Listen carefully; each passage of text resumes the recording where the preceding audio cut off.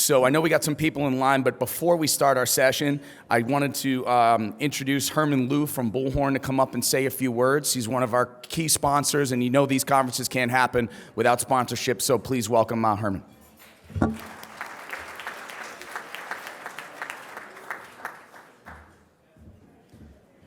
All right, well, hopefully everybody's enjoying lunch, and really appreciate the NALTO committee and everybody for having Bullhorn be part of this. I attended my first NALTO conference in spring of this year, and at the time was really just trying to get to know the locum space a little bit more, get to know some of the folks here. Really happy that today we got to actually help support and sponsor the conference too. So with that said, they asked me to kind of introduce Bullhorn a little bit. So many of you guys have probably heard of Bullhorn, at least as a staff in ATS.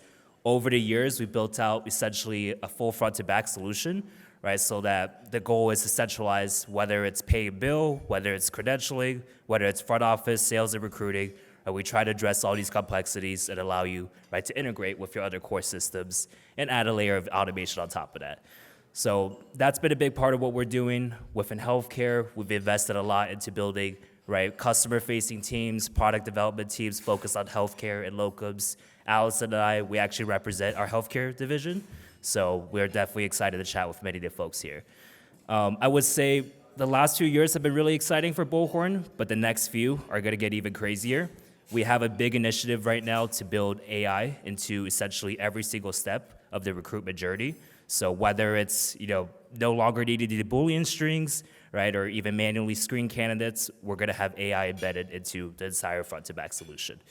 So if any of you are ever curious, about what Bullhorn's building for healthcare, what Bullhorn's building for locums, or even what we see as the future of locums and healthcare staffing when it comes to AI, Alice and I would love to talk to you guys. So hope everybody enjoys the conference and come flag us down this afternoon if you'd like to chat. All right, thanks everybody.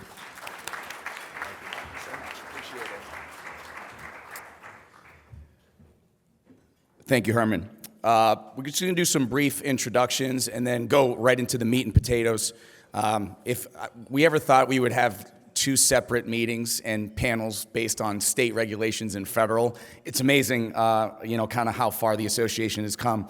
When I began my reign of terror on the board about 6 or 7 years ago, one of the things that we wanted to put at the forefront was protecting this industry that's given us an amazing ability not only to have careers but indirectly affect patient outcomes across the country.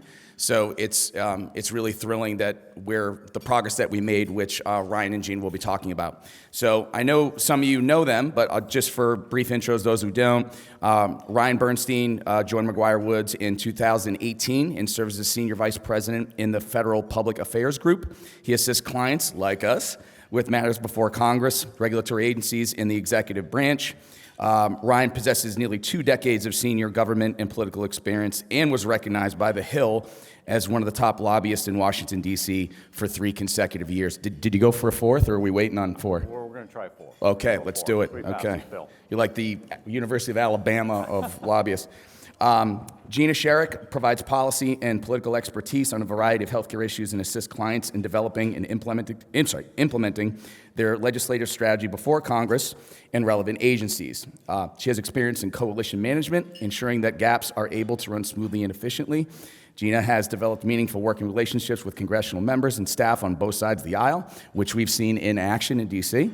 Well-versed in navigating congressional waters, Gina's healthcare expertise covers a broad range of issues and includes work in the areas of post-acute care, dialysis, and other provider needs. Let's give a warm welcome to Ryan and Gina.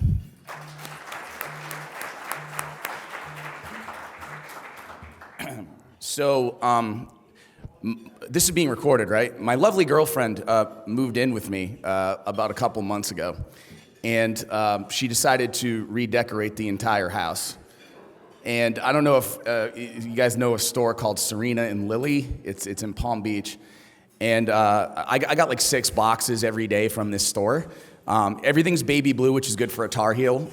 But so we had to paint the window treatments, I think they're called valances, right? So we were painting all these things so everything would match. And the contractor spotted a water stain on the top of the kitchen in this like weird area that you would just never look up. And of course, I looked at it, and what do you do, right? Now, if you were giving me advice, or we were having lunch or a coffee, and I said, I'm sure it's fine, we don't need to worry about it. Of course not, right? It's this hidden aspect that could turn into something far, far worse. And to be proactive about that situation is very similar in how we're taking this approach. When the PRO Act got passed or was introduced, we knew that it could have a negative impact on our ability to assist these facilities and the providers that provide patient care. So being proactive sometimes isn't the sexiest thing, right? And we actually say that quite a bit when we're on the Hill at these meetings. It's the JFK quote, right? The best time to fix the roof is when the sun is shining. So we will continue, and I'd love to hear your guys' perspective on the DC visit and what the latest updates are, and then we'll kind of start from there. And just like the last session, if you have a question, please raise your hand. This is meant to be interactive. We're trying to make government regulation fun again. So I'll turn it over to you guys. Thanks, Matt. Thanks, everybody. Really appreciate the opportunity to come and visit with all of you again. This has been my several trips down here now talking about this subject, and each time it is very helpful to me to hear from all of you about what you're experiencing and frankly where you're located, may be where you have your footprint, which is always very helpful for people like Gina and I.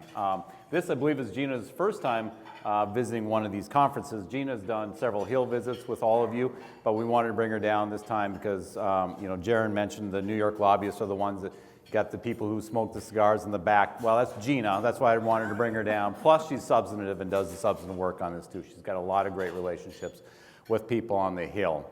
Want to say up front, look, you guys, and we work with a lot of clients. We have a lot of clients, fortunately, in DC.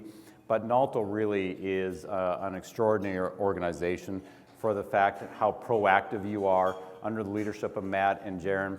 You guys have put together great messaging. You are working hard. You're working the halls of Congress directly yourselves on behalf of your members, and you're good at it. Frankly, we bring a lot of people in sometimes to Senate or House offices, and we meet with members like that. Went terrible. They were boring. Well, I can tell you, they're never boring meetings with Matt and Jared and Anthony, Eddie, and everybody else. They're great meetings. They catch their attention, and they deliver the message very well why this is needed. So, I know you all know, and I was just talking to David in our table, saying, look, this is an important issue. If this changes, the whole landscape will change overnight if this independent contractor issue goes the wrong way. And as Matt said, we originally started working on this when the PRO Act came up, when the Democrats had the House, Senate, and the White House. And as you all know, President Biden has been the most labor-friendly, pro-union president in generations. And that really kind of gave steam to try to change a lot of the relationships of how the employer-employee status works. As Matt mentioned, the PRO Act passed the House back then. We got engaged to work to try to amend it. If it moved forward, it never moved any further than the House, luckily. But it did have basically every Democratic U.S. senator on that. As we will talk now moving forward, we want to kind of shift the messaging on how locums work within that paradigm. We don't necessarily want to always talk about the PRO Act, labor, because it gets very complicated, it gets very entangled with other discussions. And we think, Gina and I, working with others, think that there's a message to be had more generally on why locums is a great model and should be preserved. And we'll kind of walk through that in the future. So with those introductory remarks, we kind of want to jump into it, but it's hard to have this conversation without talking about what Congress looks like right now. It's a mess. And what it may look like next year and the election, because that'll kind of drive how we approach this, how you guys approach moving some legislation to help protect locum tenens moving forward. So again, I'm going to be kind of the conventional wisdom, boring guy, and Gina's going to be the provocateur about what's going to tell you what's really going to happen. But as you all know, Congress is wrapping up their fiscal funding probably today. They're going to get out of town for the election, and they're going to come back and they're going to have what's called lame duck and try to pass a few things. I don't think very much in the lame duck. which is going to set up for next year. And how that sets up for next year is really going to depend on what the elections look like and probably the approach that we're going to take on moving forward with this bill likely in the next Congress. Look, the Senate right now is controlled by the Democrats, 51 to 49. It's basically a 2-vote margin because the Vice President, of course, is the tiebreaker in the Senate. And in the House, the Republicans only have a 4-vote majority. That'll drop down to 3 in December because we're losing a House member to a governorship. So it is extremely tight. So the election could go either way very easily. And right now, of course, you all are following the national presidential election. Who knows which way that's going to go? Look, I'll say that right now, Harris has the advantage. If you look at predictive polling, she's got anywhere between a 53 to probably a 57% chance of winning, just pure statistics. A little bit based, I think, on the momentum that she's had since she's got into the race. But things could change anytime. I mean, look, Trump only, frankly, needs to win basically Nevada, Arizona, got to hold Georgia and Pennsylvania, and he's got the election. So, I mean, that's very, very doable. All those polls are very close. And whether or not and on the Senate side, you know, look, it's at least going to be 50-50, so that's where the presidential election matters a lot. If it's 50-50, that tiebreaker determines who's on the majority. If the Republicans take over, which I think there's a pretty good chance that is going to happen because West Virginia is going to go from D to R with retirement and Manchin, and Ohio's going to be close but probably stay D, and that leaves it into Montana's hands. And that's going to be an interesting tight race that Gina might want to weigh in on. And the House could go either way, usually goes with the momentum of the White House. So we'll see. And that will really kind of define how we approach moving forward next Congress about how we position the bill and how a bill could move through Congress protecting locums. So that's my precursor election forecast, not forecast, but Gina, who's really going to win? I'll just let you say it. Well, so I don't think you can count Trump out yet. I think that, I mean, no surprise to anybody in this room, depends on voter turnout, right? So if Democrats show up, maybe Harris pulls through, but I think it's too early to count Trump out at this point. The other thing I would note about the House, yes, there's a 4-vote majority right now with the Republicans, but the Republicans in the House are having a heck of a time trying to keep the caucus together. So even though you have that majority, you have a faction that doesn't want to play nice with the rest of the caucus, so they're depending on Democrats a lot right now, as it is. I would say. So would you say that if you love locums, you would vote Republican? Wait, no one there? Okay, moving on. Well, we'll talk through that strategy here. So with that, let's get into like the very... I'm not here giving political advice or telling anybody who to vote for either. Can I say one thing about Montana first? Oh, yeah. Nice. The state of Montana, you know, Anthony and I have talked about this recently as well, is really interesting because they're known for splitting tickets. So, I mean, Trump will almost certainly carry that state by a lot. Depends what happens down ballot, though. I mean, Tester, you know, has sort of flirted with both sides throughout his campaign and his tenure in the Senate. So right now that race, depending on which poll you look at, he may be out, he may stay in. So that's really, truly the definition of a toss-up right now. And this will all matter when we talk about like the path forward and how do we get this bill across the finish line. So that's just a setup for that. So speaking of a bill, as you all know, hopefully, we have a bill, H.R. 5208, the Healthcare Provider Shortage Minimization Act. And this is a bill that we think, you know, is now being and has been well socialized with a lot of members. The genesis of this bill actually, and we've tweaked it in the last Congress, is actually several years old when it was introduced originally by a couple of Georgia members, Senator Johnny Isaacson and Representative Price. So obviously both of them are now gone, and after we got engaged, we pulled up the old bill and started working to find out who would lead it, and Buddy Carter from Georgia stood up and said, yeah, this is important to me, it's important to my state, and I will be the lead sponsor of the bill. So that's where it really started, and from that original bill, it had one member on each side.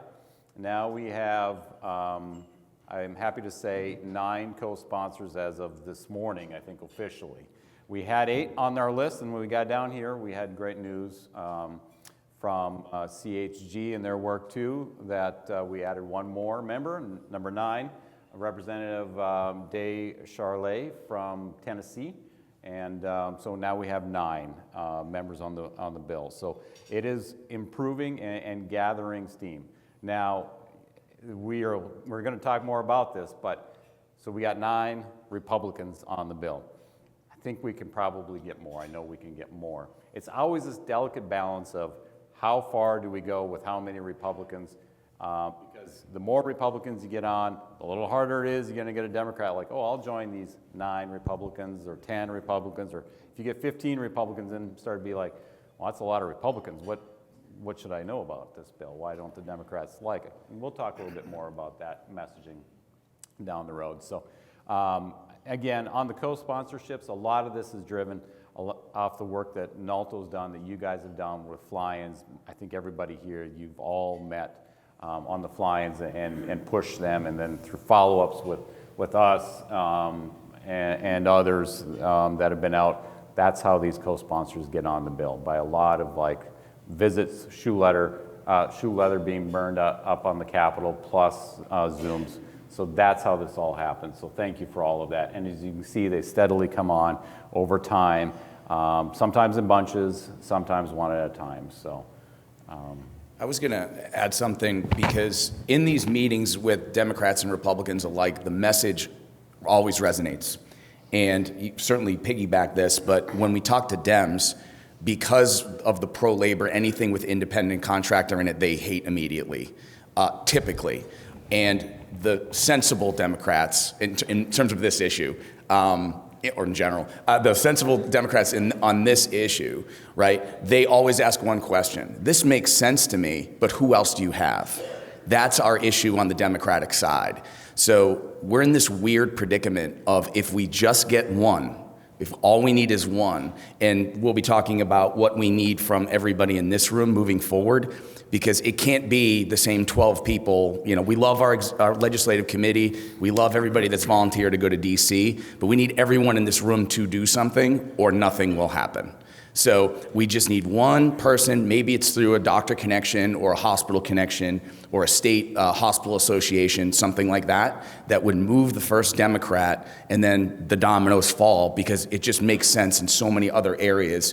And really what we're talking about is rural healthcare access. We're talking about access to healthcare in the VA system, right? Yes, we have an industry and an economic motivation.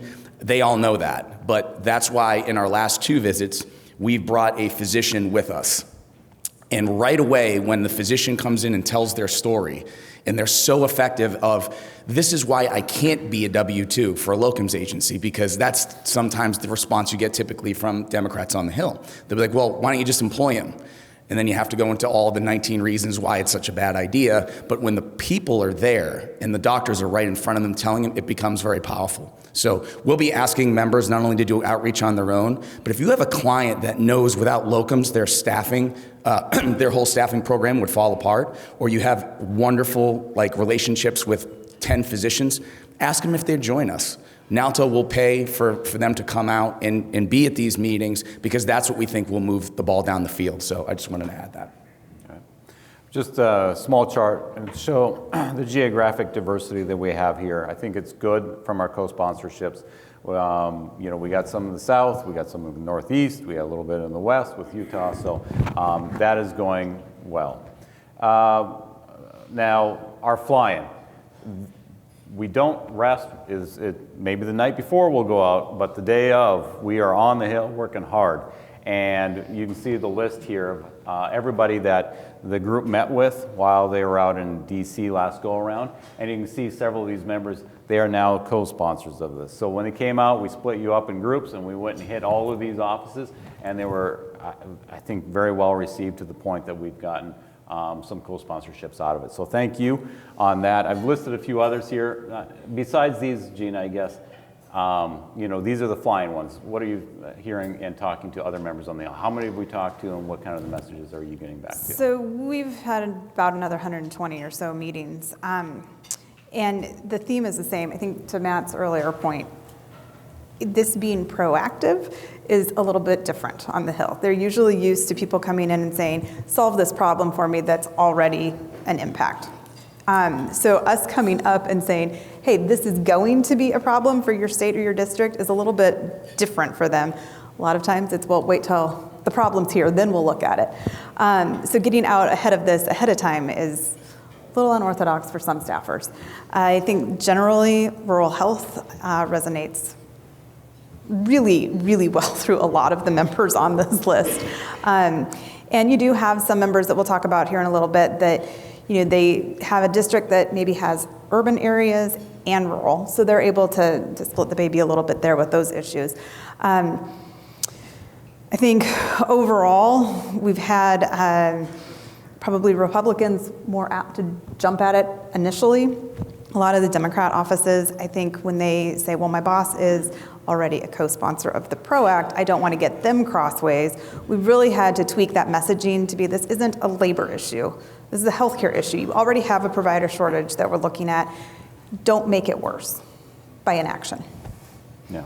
So we've had a lot of good meetings with you guys. We came to town. We've followed up with about 120 meetings on the side. And it's also been very helpful. Listed 3 individuals that I think CHG and their people reached out to in the last week or so. We got the feedback that they had good meetings also. So the more, I know we were talking about this, and Jaron, like the more organic these meetings are, if you guys are in DC or if you have your own contacts, please mention this. We're always happy to provide some talking points to you guys and others that are maybe meeting on the Hill. So the more people are up there, more people are talking to the members, the better it is, the more people we may get on.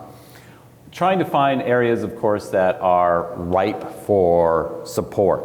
And the Doctors Caucus, and that's the Republican side, and the Democratic medical professionals was really kind of frankly the one that was the most ripe. And now we can call her in, the representative from Tennessee, Day Charlet, because now we have 4 members within this caucus in themselves out of the 9 that have co-sponsored the bill. So obviously doctors get it. And I think that says a lot for your industry too. You guys are the locums, you're the ones working with the doctors and placing them. And now when you get members that are doctors saying, hey, I understand this is important for the medical community, I'm willing to put my name on this bill, that means a lot. So I think that is very helpful. And this list is kind of a ripe list that we're going to continue to work on. So as you look at this list, and I'm going to ask, and Gina and I are going to ask this several times, if you look at these lists that we highlight or push, if you see somebody that you know that you're a member of in their district, or you're like, hey, I got a hospital I work with in their district,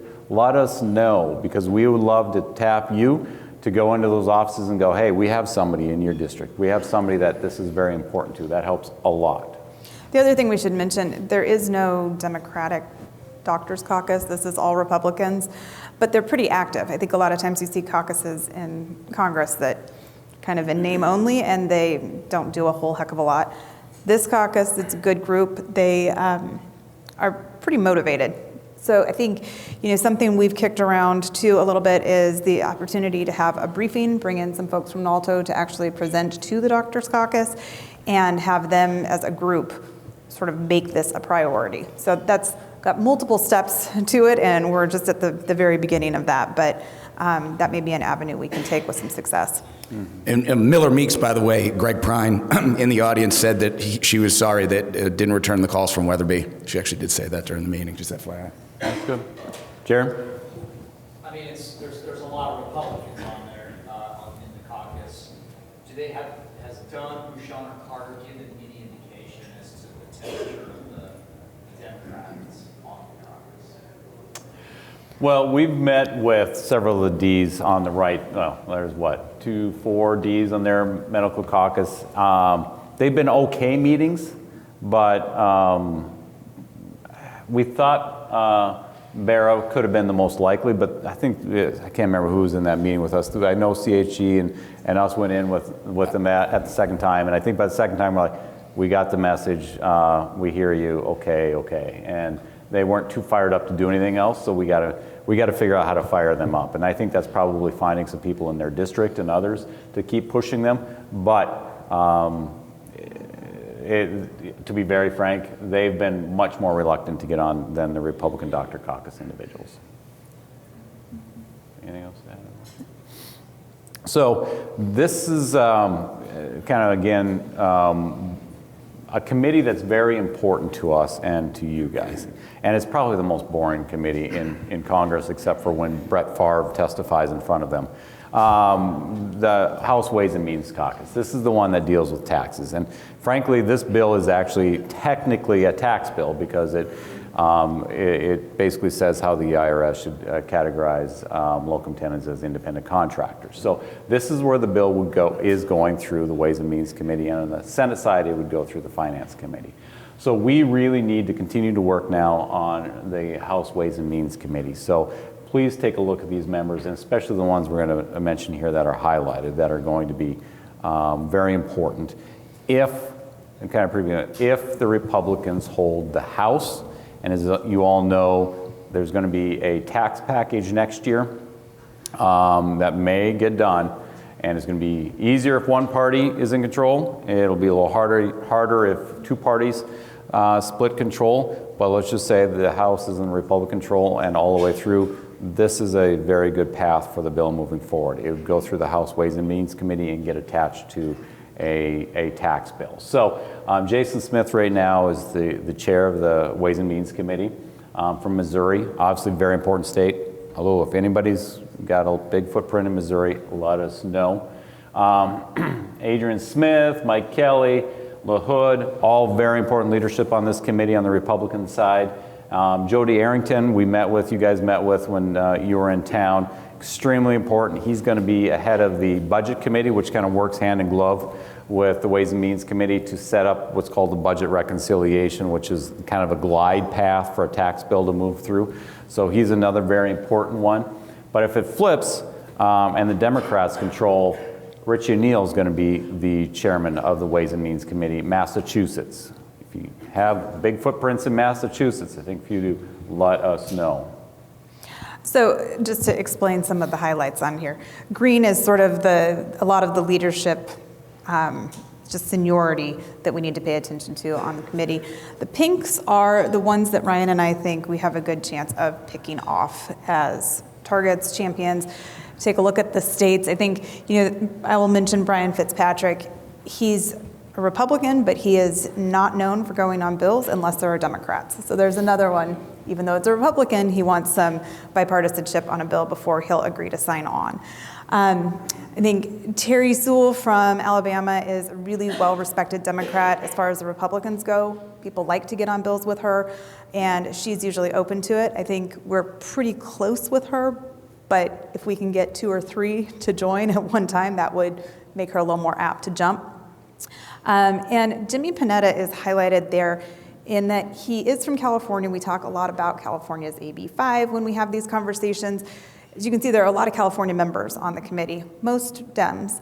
But Panetta's office has been really receptive with the conversations we've had, and at least having some interest in, maybe I need to thread this needle a little bit differently for my boss. So we see some opportunity there. If you have presence in those states, we would love to know about it. And boil it down even a little bit more for us and everybody, like saying, we need a Democrat. It would be nice to have a Democrat, probably need a Democrat, and we're going to do everything we can to make this bill bipartisan again, because it was bipartisan in the last Congress. We did have one Democrat on it. So here's the list of the ones that we really want to focus on. Like if you're telling me, okay, we got limited capacity, where should we go? This is our list that we've put together for you all that we think probably has the best chance of doing co-sponsorship. Yeah, so Ted Deutsch from Florida was the Democrat that jumped on with Buddy Carter last Congress. His staffer, he is no longer in office, his staffer now works for Kathy Manning. I just spoke with her last week, and I think we have some good opportunities there because the staffer's already familiar enough. VAs and other places, and kind of build from there. So we've gotten through a lot of great work from all of you and partners here, like the the AAPPA, or R. I never get that one right. I know you guys deal with them a lot. And then recently now, through CHG's work, the National Rural Health Association, which is fantastic. So thank you for that. And we got hospital associations, usually from rural states, are the best ones to go after. I know, Jaron, your initiative is working on trying to pick up some more of those state associations. That would be great. Let us know how we can help on that and follow up, but that's a great initiative to keep adding them, because the more you get, the more comfortable people are on this. And then, of course, a lot of your staffing companies. But the letter also has well over 100 providers too that go out every single day and provide services for healthcare across the country. So it's really great that we can put this letter in front of members of Congress and staff and say, look, it is not just NALTO. It is all of these providers. It's all of these associations touching everybody across the board. Not gonna lie, it's sometimes tough because we are talking to others, including, like, just be honest, like AHA, saying this is important to you and others, but I think a lot of the feedback we continue to get is like the house, maybe there's a water leak somewhere or something like that, but And there's actually a water stain right there. It's kind of weird. I swear I didn't know that. I saw it like right after I said that. We should fix that now instead of later. But that's the issue, is everybody's like, well, I got my priorities right now. But we got to keep banging at them to say, look, this is an issue now, or it'll be a terrible issue down the road. So we just got to keep up that advocacy work with all these groups. So if you have any connections in these areas, let us know. We'd love to try to get them on the letter of support. Yeah, and just if you could provide some color, I know you briefly mentioned it, reconciliation as let's talk about a path to victory. It's kind of a slow-moving march. I think we're all, based in the industry that we're in, we're probably pretty impatient people, right? We want the job to be filled now. We want to, again, this is not that. I think we all know that. But even getting a co-sponsor, I remember when it first got introduced, I was like, so is this thing going to pass like tomorrow? Of course, that's not the way that it works. So can you talk about, again, if there is a Republican sweep, unlikely, right? But when we were in DC, just to show how fast things change, it was right after the Biden debate, and every Republican thought there was going to be a Republican sweep. So things do change. Obviously, that was pretty drastic, him dropping out and Harris going in. But, can you expand on that, either one of you? And then what happens if, let's just say, we go in and there's a Democrat in the White House? And what would be maybe to piggyback another bill that has to do with healthcare? Just to give some quick color on that would be great. Yeah, well, let's talk about that for a little bit. We do try and think of a path forward. And look, back to our discussion. Let's say, for example, the easiest example for us, because that's where, when you guys all flew out in July, things were looking at the time, that a Republican would be in the White House, the Republicans would control the Senate and the House. What the Republicans are going to do is they're going to put together a massive tax package, right? Because a lot of the tax provisions from 2017 are going to expire in 2025. So the Republicans are really gearing up at this point to try to figure out which bills should be included in that large tax package. Hey, we were going around, and frankly, somebody, I think from Senator Cassidy's office, said, well, this would be a great bill to include in that tax package, because it's a tax bill, deals with health care. Two things that Senator Cassidy cares a lot about. He's on the Finance Committee, which is the tax committee, and he's also going to be, if the Republicans take over, the chairman of the Health Committee, Health, Education, Labor, and Pensions Committee. So he's the perfect one to say, this seems like a great bill to put in the tax bill, the tax reconciliation bill. When I say reconciliation, it means it's a process that the governing party, like the Republicans or the Democrats, use to pass basically one big initiative in their whole tenure. Obama did it for healthcare. Trump did it for the tax package in 2017. Biden did it for his Inflation Reduction Act, which did a lot of energy and other things. So everybody's got one big crack at doing it if you have the majority in the House, Senate, and the White House, because you only require 50% basically of each branch to pass the bill. You do not need 60 members in the Senate to pass a bill. So that's why you can get around the filibuster. So if the Republicans have everything, this might be a great bill to put on a tax package, and then you only would need Republicans in theory to go through. So, you know, look, if we only get Republicans and the Republicans take over everything, there's a budget reconciliation package that could sail through on both sides and it'd be included in a larger bill. So we have had some really good conversations with Steve Daines from Montana with his office. We met with his staff in the July fly-in, and we've had a lot of conversations since then. Given this would go through the Finance Committee, you know, we think he would be a really good member to have. He's engaged in healthcare. Montana is clearly very rural. And, you know, he has been a leader on a lot of finance initiatives that have gone through. So that is sort of a slow roll. I know she's running this through the traps internally, has gone as far as to reach out to the Finance Committee. We have also met with the Finance Committee, and so, you know, we're sort of setting up a lot of these conversations forward-looking of, we have a few different ways this could go, and if reconciliation looks like the best bet for it, we're at least in the queue. Is that fair to say? Yep, I'd say. And so we're working hard on Daines from Montana. And Gina, you were just, I think, at a tester event, which is a little sensitive with Daines versus Tester, because Daines is trying to elect all Republicans. They're in the same state. But Gina was talking to Tester in the last couple of weeks, and healthcare was, rural healthcare was an issue for him. So rural healthcare has been an issue for him right now. A lot of that race is around the idea of privatizing healthcare. And so if you're going to close critical access hospitals, if that happens, that's taken up a lot of the oxygen right now. Again, sensitivities with those two offices just by nature of, like Ryan said, Daines trying to get Tester out of office. It gets a little hairy in Montana. But you know, you certainly are not going to escape the rural component of that in either office, I don't think. So, I mean, I'm just being blunt. It's the easiest path for this bill, because we have the most Republicans on it, is if the Republicans take over everything and they do a budget reconciliation package, which they will absolutely do, dealing with taxes. That's how they're going to use their, basically one big legislative item, is to attach this bill and run it through that way. Now, if the Republicans don't take over at least one of the three, we'll say, I think there's a decent chance, there's a chance that they still do a tax package. It'll be much scaled down, very much scaled down, because you're going to have a compromise between the Republicans and Democrats on that. That's why we're back to, okay, we got to make sure we always hedge our issues here and get a Democrat on, because there's still, if it's a tax package, this is technically a tax bill, it should still be included. And I think that's still another way to go about it, though it might be honestly a little bit harder, but that's still a path forward. There's always healthcare bills out there that, to be very honest with you, Congress always wants to do something on healthcare. They have a very hard time doing anything on healthcare. There's a healthcare package that's kind of floating out there that might come up towards the end of this year.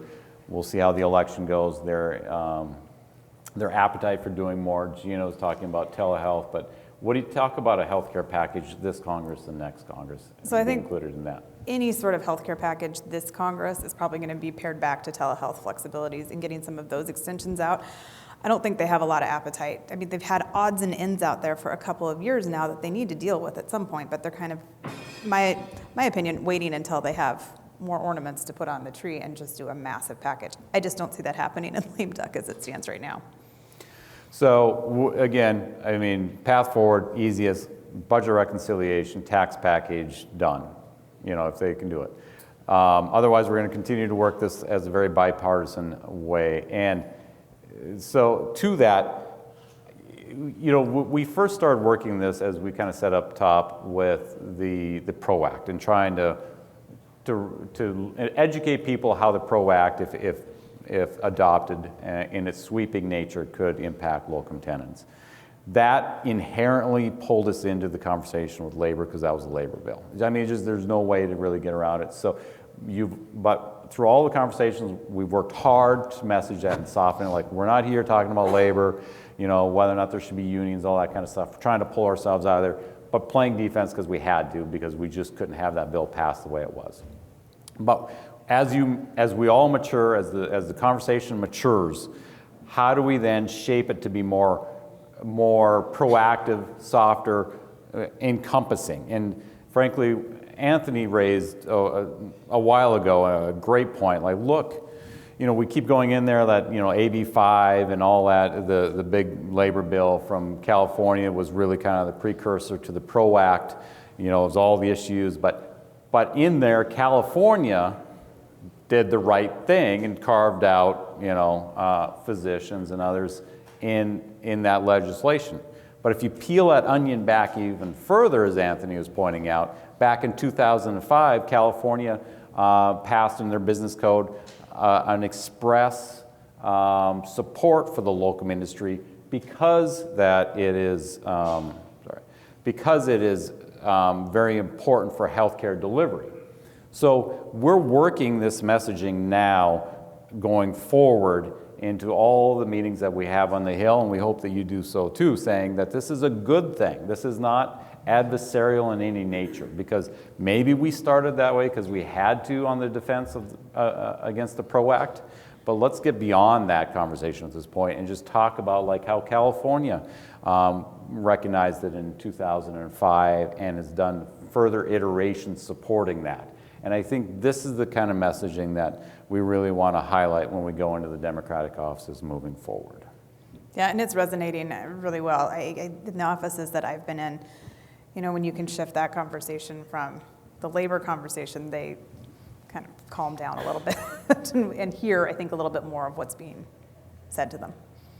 Yeah, the labor conversation is just a difficult one. We just want to try to get out of that conversation and just talk about locums, frankly, and healthcare delivery. So, I know we're approaching maybe like 10 minutes left, but I just want to kind of go back to the advocacy side. I mean, you guys, honestly, I know it feels like it should be easier. Nothing's easy. But again, I know when, in the spirit of Jeff Britt, who used to come to these things often, but I'll say you guys are really, frankly, doing, compared to other clients, a very good job on outreach. And to that point, you've had over 2,500 advocates outreach to Congress, which has resulted in over 6,500 basically messages going into Congress to individual members and others, how important locums are, and it's making a difference. I mean, now, honestly, of course, when we went in the first time, nobody knew what a locum was. People now are at least familiar with locums. Even we had to start from scratch, where Buddy Carter, our original lead on the bill, didn't know what locums are, and sometimes we have to remind him. But yes, we did at breakfast. We did a breakfast with him, and he's a former pharmacist too, so he gets it. But with the amount of meetings I'm sure they have and the bills that are out there, so a voicemail, and then they actually pick up, and you have nothing to say. We have gotten really good conversations out of cold emails from our advocacy website that says, yes, I'm interested in hearing more. I think that's how we got Deutsch, if I'm not mistaken, was an email came out from All-Star. He responded. There was a conversation, and he co-sponsored. It's the only Democrat we've ever got on this issue. All started, just like every placement starts with a cold call or a text. Now that's what the kids want to do. But, we know that's not the best way forward. So we're going to have some asks as this slow-moving march moves down. And one of those is to send this out to your folks. You guys do it. Send it to your doctors that care. Because I will tell you this, we're hybrid at All-Star. But if we were all in the office and I still went to the office, I would literally walk around and say, how would you guys like your commission plan cut in half? Because if you don't and something happens and we have to W-2 these people, that's the cost of everything will skyrocket. And there's no way the business will continue to function the way that it is now. So if we were doing a SWOT analysis up here on locum tenens in general, right, that would be at the top of the list, which is the reason why all the dues and the donations that you guys do to let us have this advocacy, and the state that we did in the prior session, this is the one thing that can change everything overnight. So what I would hate to see happen is we do nothing with that water stain, right? And then the mold of crappy regulation continues to push forward. Some regulation is okay. I mean, Flint, Michigan, which has had better regulation, but some of the stuff that we've been hearing about today makes me want to throw up. It's nonsense. So we as an industry need to protect, not only our abilities to make a living and our employees, but for all the patients that get seen every day by all the providers that you guys are placing. So that's my one soapbox thing, I think. No, I probably got one more in me. What else, Ryan? Gina? Well, we're just as we kind of wrap up to just hammer this home. We get the letter of support. We need more letters. We need more people out there supporting this. So if you have anybody, let us know. That would be fantastic. And Matt mentioned this, but there is a platform on NALTO. We try to make it as easy as we can, and NALTO does it too for you to have your employers, your providers. Just go to this website and register your support for this, and it will go into a member of Congress. So we try to make it as easy as we can. We watch this, and then if we see an influx from any particular place, or we can get like, hey, look, this certain office has got 10, they're going to be more attentive when we go in now. Like, no, we know you're hearing directly from your constituents. Here's the bill. Let's talk about it. So that's all very, very helpful. It's also available on wemaycutyourcommissionsinhalf.com as well. If you want to send it out to your employees, we can do that too. So yeah, just please, take action, tell your story. We say this every time. Engage your network. Identify real world scenarios, whether or not it's hospitals, it's providers that would be willing to stand up and say, hey, this is important to us. So that makes our job easier, and it amplifies what you guys do out in the country, more in Washington, D.C. So appreciate it. Happy to answer any questions. Yeah, love to. Yeah, I know it's not like the most sexiest issue to talk about, but Gina and Ryan did a phenomenal job explaining it. And if you guys just want to do outreach on your own and you just need talking points, please reach out to Jaren, myself, any member of the legislative committee, or again, these are your lobbyists. This is where your dues go. So it's not just us that can talk to Ryan and Gene if you guys have a question. But beyond that, I mean, they're here if you have any question about the bill itself or the path forward. Love to take any questions. Otherwise, we can certainly break early, but we have about 10 more minutes. Oh, that means you're all going to go to nalto.com/action and do this. Well, tough room. Yes?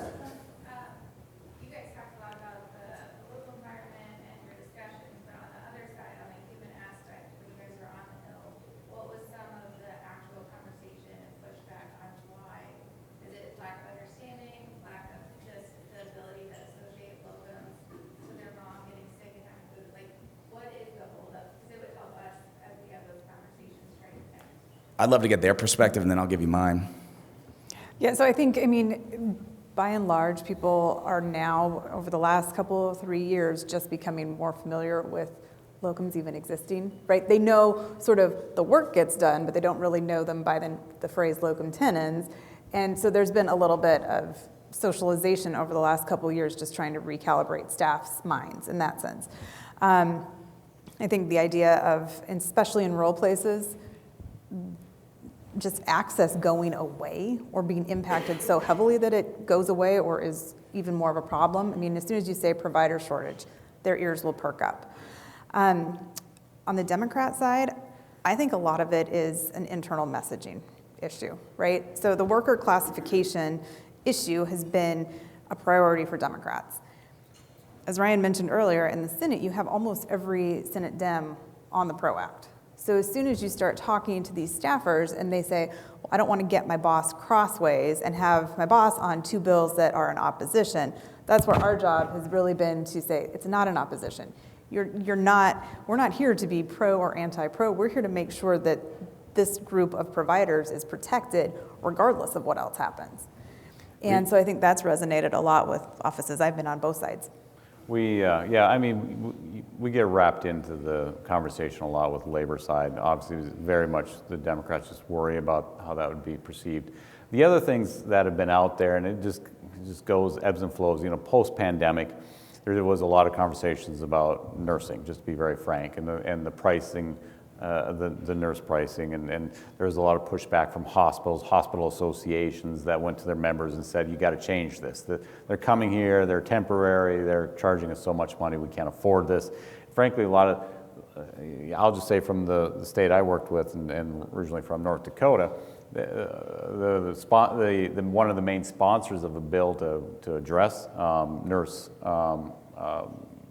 rates was leading the effort in Congress. We had to work with them. We met with them a couple years ago, and then finally got the Hospital Association on from North Dakota to go, okay, this is okay, what you guys are talking about. And honestly, to try to separate those conversations out there, because the nursing thing was a big thing when we got into this.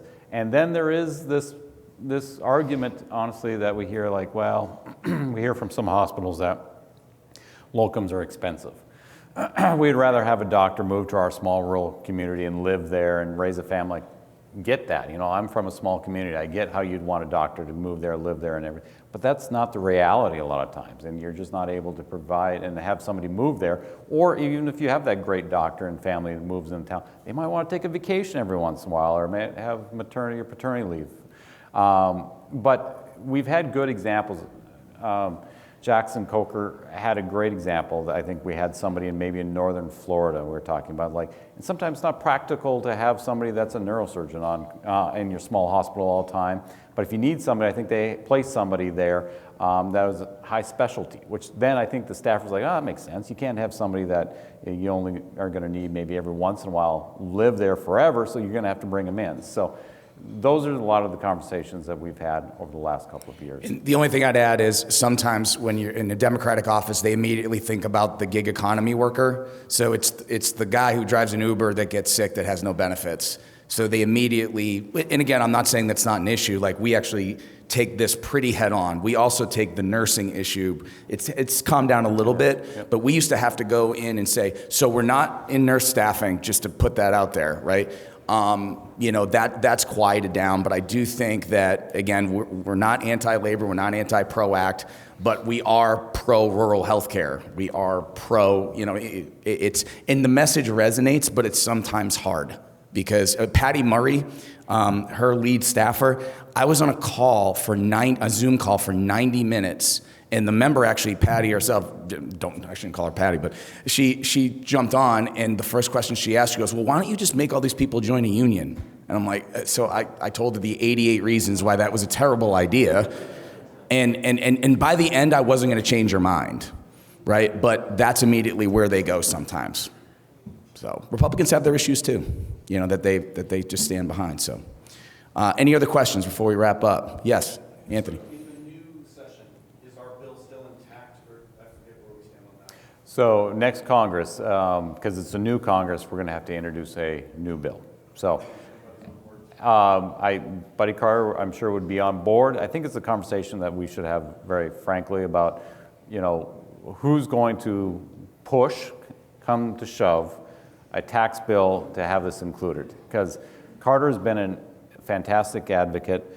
Neil Dunn, when we actually talked to him, was like, wish you would have come to me first because I really would love this bill. But we're like, Buddy Carter's, you know, been a great champion too. So I think those are the conversations we need to have, but we have some people that are very interested. And I think if we get like a Danes, and the other thing I failed to mention earlier, I was talking to Amber with Healthcare Solutions recently, and she says she's talking to Senator Marshall from Kansas, and he's a doctor. He may too want to help lead this in the Senate. So if we get Daines and say Marshall on the Senate side now, they're very likely to pop that bill quickly next year, and then we'll talk about who the advocate is going to be on the House side. But yes, because we have every Congress every 2 years, you have to re-up the bill every 2 years if it's not passed.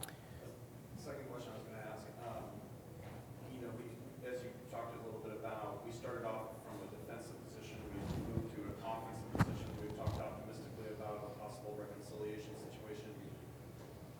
What if it goes the other way, and there's a sweep on the other side? Do you feel that we've done the work to get us, to put us in a great defensive posture, such that if the PRO Act were to come back, we could get that carve out? How do you think we stand there? Yeah.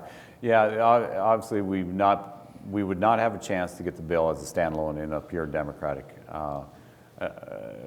hill. But yes, I think the groundwork that you've all done helps us greatly in getting a carve-out if the PRO Act does come back up and move.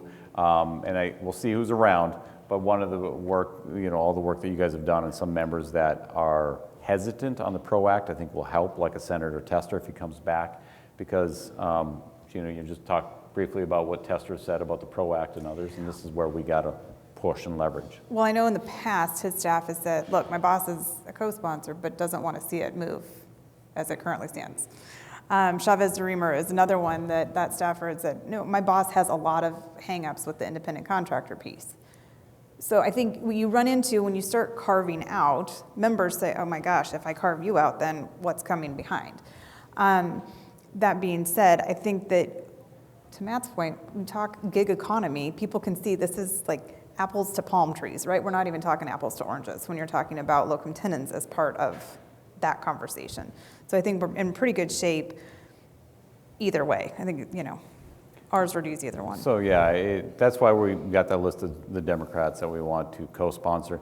If they're open to co-sponsoring or co-sponsoring, we're hopeful that they're open to doing a carve-out if the PRO Act moves forward. So they do kind of work hand in glove. So even if this isn't to summarize, a standalone bill, which we knew was going to be a heavy lift from the beginning, but because of all the work that's been done by McGuireWoods and the legislative committee and everybody who's contributed, if there's adverse legislation, we're in a much better position to defend, right? So even if 5208 or whatever the number is the next time it's introduced doesn't get passed, there's still a path to victory. It just may not be as, we keep saying the word sexy, but it's not going to be like, we got it passed. It's going to be, no, it was on page 338 of some other thing, but we won't care because we won. So with that, I want to thank Ryan and Gina. Are you guys sticking around for a little bit? Or, okay, so if you guys have questions, again, these are your dues pay for this. And there's nothing more important NALTO can do than advocacy. So we'll circulate this list of the people that we're targeting. And if you have doctors that are passionate, if you have clients that know that it's a part of their staffing program, please reach out. We'll take all comers. This is the only way this is going to get done. So thank you again, guys. Awesome stuff.